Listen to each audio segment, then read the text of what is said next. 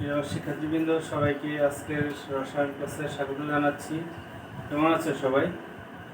আশা করি নিশ্চয়ই ভালো আছো। আমাদের সময়টা খুব খারাপ যাচ্ছে, এর মধ্যে আমাদের ভালো থাকতে হবে, সচেতন থাকতে হবে। আমাদের বিধিনিষেধ যা যা রয়েছে সেগুলো মেনে চলতে হবে। সর্বোপরি সচেতন থাকলে আমরাও নিরাপদ থাকবো, আমাদের পরিবারকে আমরা নিরাপদ রাখতে পারবো। তো আজকে আমরা আমাদের রসায়ন ক্লাস শুরু করতে যাচ্ছি, রাসায়নিক পরিবর্তন। তোমরা জানো যে আমি রসায়ন প্রথম থেকে চতুর্থ অধ্যায়টি আলোচনা শুরু করেছিলাম গত ক্লাসে। তো আজকে ওই ধারাবাহিকতা এর পরবর্তী অংশটি নিয়ে আমি আলোচনা করব। তো এখানে যে বিষয়টি লেখা রয়েছে যে বিক্রিয়া হারের উপর তাপমাত্রার প্রভাব, এই বিষয়টি নিয়ে আমি আজকে আলোচনা করব। অর্থাৎ বিক্রিয়ার হার মানে কি? বিক্রিয়ার গতি। হ্যাঁ, তাপমাত্রার সাথে বিক্রিয়ার গতি বৃদ্ধি পাচ্ছে না হ্রাস পাচ্ছে, এই বিষয়গুলি আমরা এখানে তুলে ধরবো। আমরা বিক্রিয়ার হার কি, এটা গত ক্লাসে দেখেছি। এর বিষয়ে দুইটি বিষয় আমাকে এখানে একটু জানতে হবে, সক্রিয় শক্তি এবং বিক্রিয়ার হার। বিক্রিয়ার হারটা আমরা আগে জেনে আসছি, এটা আমি পরে লিখেছি। সক্রিয় শক্তিটা কি সেটা আমরা জানবো। এটাকে আমরা বলা হয় অ্যাক্টিভেশন এনার্জি।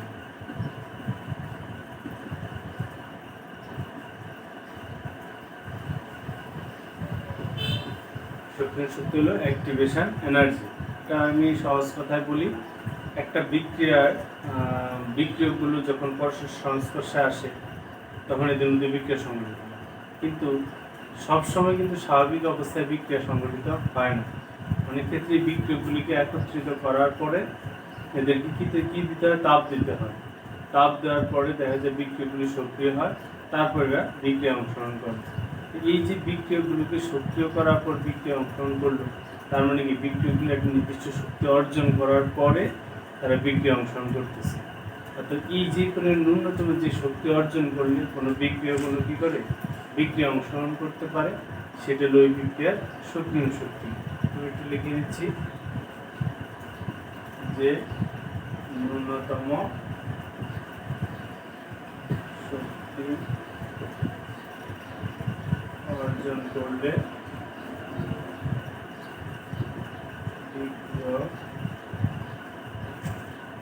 বিক্রিয়াগুলো বিক্রিয়ায়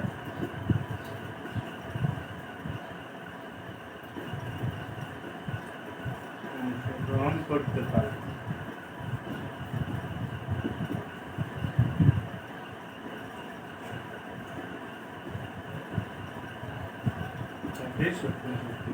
মানে কি? একটা নির্দিষ্ট শক্তি অর্জন করার পর সে সক্রিয় হবে, তারপর সে বিক্রিয়া অংশগ্রহণ করবে। আবার অনেক অণু আছে যে অনেক সক্রিয় থাকে, দেওয়ার সাথে সাথে বিক্রিয়া ঘটে, তো তাদের বুঝতে হবে যে সক্রিয় শক্তির মান কম।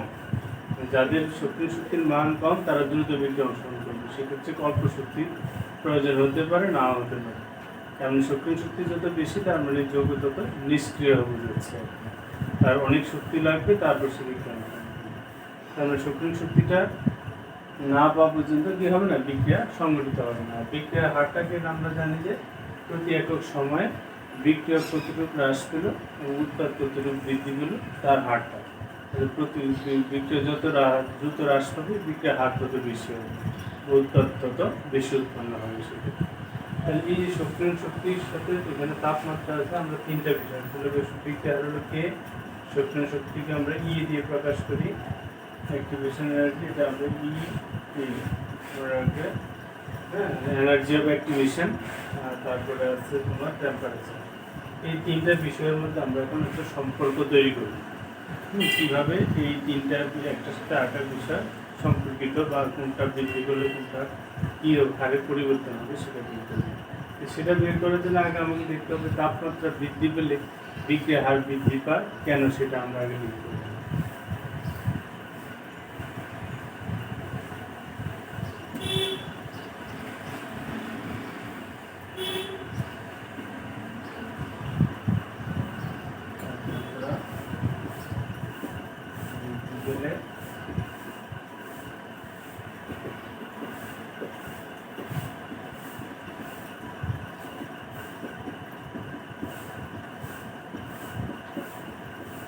তাপমাত্রা যখন বাড়বে বিক্রিয়ার হার বৃদ্ধি পাবে। এটা কিন্তু আমরা ওই অবস্থায় চিন্তা করবো না, সাম্য অবস্থা আপাতত চিন্তা করবো না, কারণ আমরা বৃক্ষের শুরুর দিকটা চিন্তা করি, যখন বৃক্ষের বৃক্ষগুলো মাত্র স্পর্শ সংস্পর্শে আসলো, সেই অবস্থায় আমি নিম্ন তাপমাত্রায় বিক্রিয়াটা শুরু করতে পারি এবং উচ্চ তাপমাত্রায় শুরু করতে পারি। দেখা গেছে যে নিম্ন তাপমাত্রায় উচ্চ তাপমাত্রায় বিক্রিয়া গতি অনেক দ্রুত হারে বিক্রিয়া সংঘটিত হবে। সেগুলো কেন হবে? 1 নম্বর পয়েন্ট হলো তাপমাত্রা বৃদ্ধিতে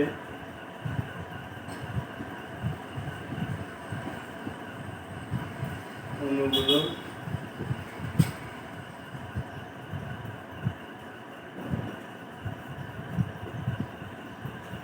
কম্পন বৃদ্ধি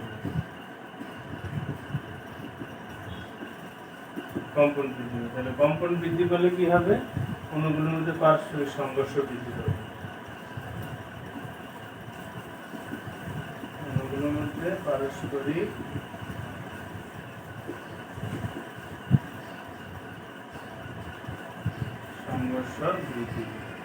সংঘর্ষ বৃদ্ধি পেলে কি হবে? ছোটাছুটি করবে, মানে অণুগুলোর কম্পন বৃদ্ধি পাবে, মানে গতিশক্তি বৃদ্ধি পাবে। আর এই কারণে কম্পন বৃদ্ধি পায় এবং এর সাথে নির্মিত করা গতিশক্তি বৃদ্ধি পায়। গতিশক্তি বৃদ্ধি পাওয়ার কারণে কি হলো? একটা অংশটা সংঘর্ষ হয়, এবং পারস্পরিক সংঘর্ষের কারণে অণুগুলো অধিক সংখ্যক অণু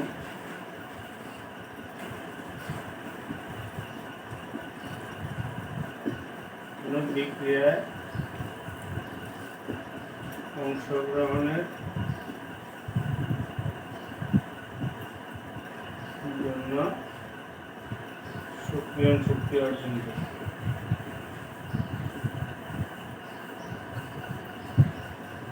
তাহলে কি লিখলাম আমি এখানে? তাপমাত্রার বৃদ্ধিতে অণুগুলোর কম্পন বৃদ্ধি পায়, কম্পনের সাথে সাথে এদের গতিশক্তি বৃদ্ধি পায়। অণুগুলোর মধ্যে পারস্পরিক সংঘর্ষ বৃদ্ধি পায়। অধিক সংখ্যক অণু যদি সংঘর্ষ হওয়ার কারণে অণুগুলিকে সক্রিয় হয়ে ওঠে, অধিক সংখ্যক অণু বিক্রিয়া অংশগ্রহণের জন্য সক্রিয় শক্তি অর্জন করে। সক্রিয় শক্তি অর্জন করা মানে কি? বিক্রিয়া শুরু হয়ে যাবে। আর এই বিষয়টা বিভিন্ন ক্ষেত্রে পরীক্ষা করে দেখা গেছে যে প্রতি 10 ডিগ্রি সেলসিয়াস তাপমাত্রা যদি বৃদ্ধি করি আমি, বিক্রিয়ার কিছু কিছু বিক্রিয়া দ্বিগুণ বৃদ্ধি পায়, কিছু কিছু বিক্রিয়া আবার 3 গুণও বৃদ্ধি পায়। সেগুলো এই হলো তিনটে, এই পয়েন্টগুলো দিয়ে আমরা তাপমাত্রা বৃদ্ধি পেলে কেন বিক্রিয়ার হার বৃদ্ধি পায় এটার কারণ প্রশ্ন, ব্যাখ্যামূলক প্রশ্ন আসে 2 নম্বরে। এই পয়েন্টগুলো সেখানে তুলে ধরতে হবে। সক্রিয় শক্তি কী সেটা দিতে হবে, বিক্রিয়ার হার কী সেই বিষয়গুলো তোমাকে উল্লেখ করতে হবে সেক্ষেত্রে। তাহলে আসার পর আমরা যে তিনটা বিষয় আমরা বলেছিলাম যে তাপমাত্রা, বিক্রিয়ার হার এবং কি সক্রিয় শক্তির মধ্যে সম্পর্ক, এটা করেছেন কি বিজ্ঞানী আরহেনিয়াস সমীকরণ।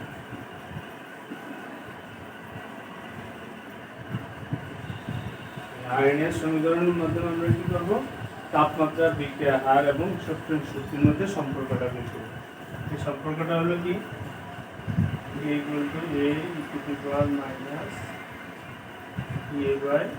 আর সমীকরণ আমি কি অংশ এখানে লিখেছি।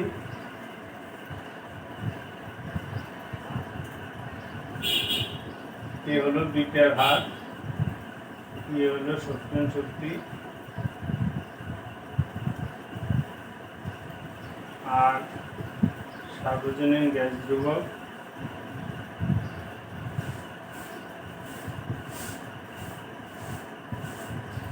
একটা মান রয়েছে 8.314 জুল মোল ইনভার্স কেলভিন। এই মানটা বসাতে হবে। এখানে দুইটা একক হয়, এখানে এসআই একক আছে এবং লিটার পিসের একক আছে। আমরা এসআই এককটা এখানে ব্যবহার করব।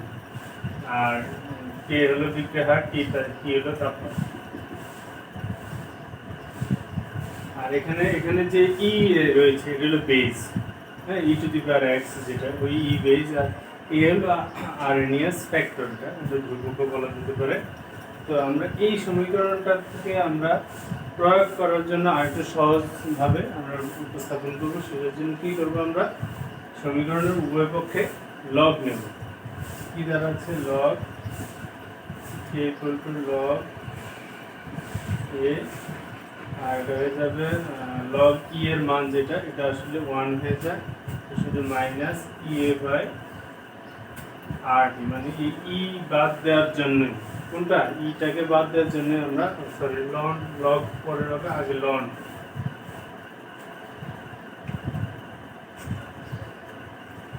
আগে নিতে হবে কি লন লন ই যেটা এটা 1 হয়ে যাবে, তার মানে এই অংশটা শুধু ইএ বাই আর টি থাকবে।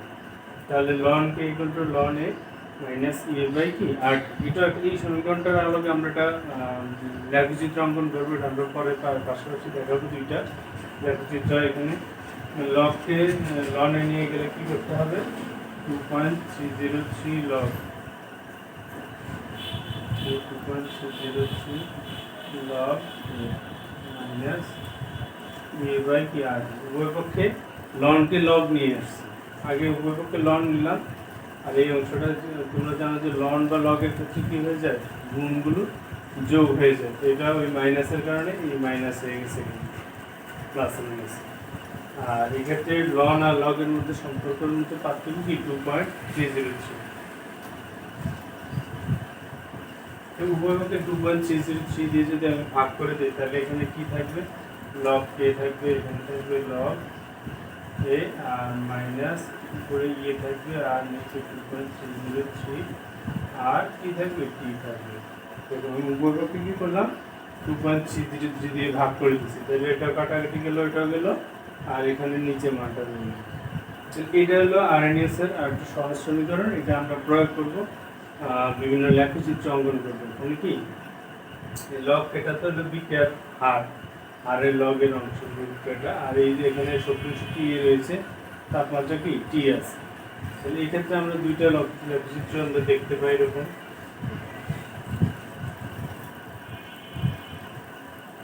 কয়টা লেখচিত্র দুইটা লেখচিত্র আছে। এখানে হবে লগ প্রথমে দিব লন কে, হলো লন কে আর হলো টি ইনভার্স, এখানে হবে লগ কে আর হলো টি ইনভার্স। তোমরা খেয়াল রাখবে এটা কিন্তু ভুল করা যাবে না, অনেক সময় উদ্দীপকে এরকম চিত্র দেওয়া থাকবে, এদিকে লনে দেওয়া আছে না লগে দেওয়া আছে, একটু খেয়াল করবে। উভয় ক্ষেত্রেই এই লেখচিত্রটার ক্ষেত্রে আমরা তো এর আগে করে আসছি তাপমাত্রা বৃদ্ধি করলে বিক্রিয়া হার কি বৃদ্ধি পায়, অর্থাৎ লগ কে এর মান বৃদ্ধি পাবে, তাপমাত্রা যত বাড়বে কে এর মান কমবে। তাহলে ঠিক এটাতে টি ইনভার্স অবস্থায় আছে, তার মানে টি ইনভার্স হচ্ছে কি তাপমাত্রা আমার কমতেছে, তাপমাত্রা কমলে লগ কে এর মান কি হবে লন কে হবে লগ কে হবে, উভয় ক্ষেত্রে বিক্রিয়া হারটা কি হ্রাস পাবে। যেহেতু এখানে টি ইনভার্স অবস্থায় আছে তাহলে টি ইনভার্স বৃদ্ধি পাচ্ছে মানে কি তাপমাত্রা হ্রাস পাচ্ছে, তো তাপমাত্রা হ্রাস করলে দেখা গেছে যে বিক্রিয়া হারটা কি হ্রাস পাবে, তাহলে লেখচিত্রটা হবে আনুমানিকভাবে নিচের দিকে হবে। তাহলে এই ক্ষেত্রে এই যে লেখচিত্রে একটা ঢাল পাবো, এই ঢালের মানটা হবে মাইনাস ইএ বাই আর, খেয়াল রাখবে। আর এখানে ঢাল হবে মাইনাস ইএ বাই 2.303 আর, একটু পার্থক্য আছে কিন্তু। হ্যাঁ, একটা ক্ষেত্রে ঢাল হলো মাইনাস ইএ বাই আর, আর হলো মাইনাস ইএ বাই 2.303 আর। খেয়াল করো দুইটার ক্ষেত্রে একটু ভিন্নতা রয়েছে সমীকরণে। তাহলে যখন ঢাল বের করবে তোমরা একটা হবে শুধু মাইনাস ইএ বাই আর যখন লন দেওয়া থাকবে, আর যখন লগ দেওয়া থাকবে তখন শুধু তখন 2.303 সংখ্যাটা আসবে। তো দুইটার ক্ষেত্রে ঢালের মানটা দেওয়া থাকে, তোমাদের বের করতে হবে সক্রিয় শক্তির মান। কী দেওয়া থাকবে ঢালের মান দেওয়া থাকবে, এটা ঋণাত্মক মান দেওয়া থাকবে, কারণ ঢাল আমরা তো এগুলো গ্রাফ ব্যবহার করবো না, যা সমীকরণটা থেকে তোমাকে সক্রিয় শক্তি বের করতে হবে। আর এর মানটা তো আমি দেওয়া আছে এখানে 8.314 বসানো, প্লাস বসে তোমরা এখান থেকে সক্রিয় শক্তিটা বের করতে পারবে যদি ঢাল দেওয়া থাকে। এবার আরেকটু বিভিন্ন বিক্রিয়া যখন ভিন্ন ভিন্ন তাপমাত্রা আমরা ভিন্ন ভিন্ন বিক্রিয়ার হার পেয়ে থাকি, তখন সেই ক্ষেত্রে আমরা সক্রিয় শক্তিটা কীভাবে বের করি, এটা একটু এই সমীকরণটারই একটা ভিন্ন রূপ আমরা উপস্থাপন করবো একাধিক তাপমাত্রার ক্ষেত্রে।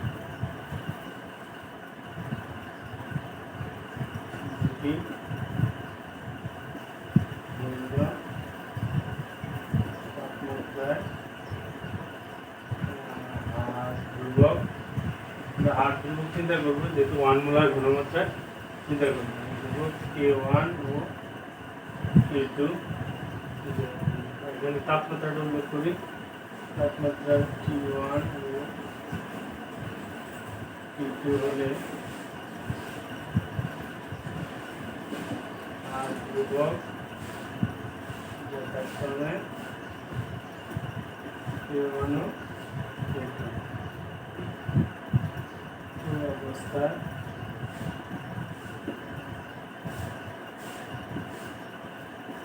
সমীকরণ দেওয়া হবে। তাহলে আমরা এখন একটা সমীকরণ তৈরি করবো কি, দুইটা ভিন্ন তাপমাত্রায় দুইটা ভিন্ন K1 K2 যদি পাওয়া যায়, তখন আমরা যে আগে সমীকরণটা ছিল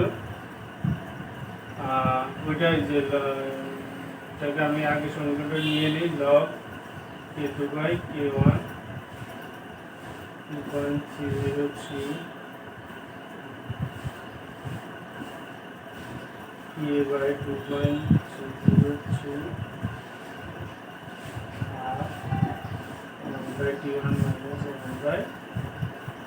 এই সমীকরণটা কোথা থেকে আসছে, আমরা যে আগে সমীকরণটা লিখেছি ওটা থেকে আসছে, log k equal to log a minus a by 2.303 r t।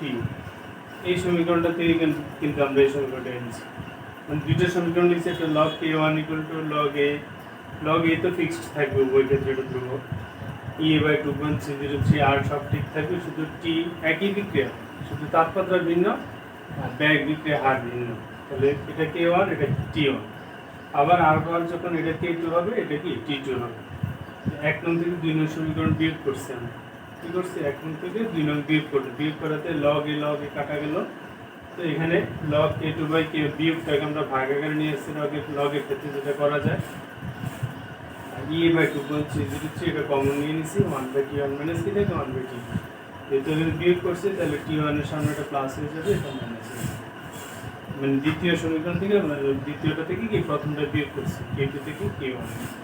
তাহলে এই যে সমীকরণটা, এটাই তোমার গাণিতিক কিছু অঙ্ক রয়েছে তোমাদের বইতে দেখবা, এত তাপমাত্রার ব্যাগ ধ্রুবক এত হলে দুইটা তাপমাত্রা থাকবে, দুইটা ব্যাগ ধ্রুবক থাকবে, সূক্ষ্ম শক্তির মান বের করবে, ই এর মানটা এখানে বের করবে। এই গাণিতিকগুলো তোমাদের একটু প্র্যাকটিস করতে হবে, তবে তাপমাত্রাটা অবশ্যই কেলভিন এককে নিতে হবে, ডিগ্রি সেলসিয়াসের সাথে কি করতে হবে 273 যোগ করে কেলভিন এককে নিতে হবে। বিক্রিয়া হার যে এককে দেওয়া আছে এটাই করবে তোমরা, মোল পার লিটার পার সেকেন্ডে থাকে, আর মোল পার ডেসিমিটার কিউব দেওয়া থাকতে পারে, মোল পার লিটার আর মোল পার ডেসিমিটার কিউব একই হবে। আর সক্রিয় শক্তিটা যেটা আসবে এটা কিন্তু জুল একক হবে, কারণ আর এর মানটা যেটা আছে এটা 8.303 জুল মোল ইনভার্সে আছে, তাহলে সক্রিয় শক্তিটা কি বের করলে জুল এককে আসবে, পরবর্তী এটা 1000 দিয়ে ভাগ করলে এটা কি কিলো জুলে নিয়ে যেতে পারবে। তাহলে এইভাবে সক্রিয় শক্তিগুলো এখানে বের করে অঙ্কগুলো একটু প্র্যাকটিস করবে, তাহলে এখানকার টপিকের যে রিলেটেড প্রশ্নগুলি আসলে তোমরা সহজে উত্তর করতে পারবে। আজকের বিষয়টা একটু তোমরা ভিডিওটা দেখার পরে বইটা খুলে ওই বিষয়টা একটু আলোচনাগুলি দেখবে এবং প্র্যাকটিস করবে, তাহলে এগুলো ইজি হয়ে যাবে কাছে। তো আজকে এখানেই শেষ করলাম, ধন্যবাদ সবাইকে।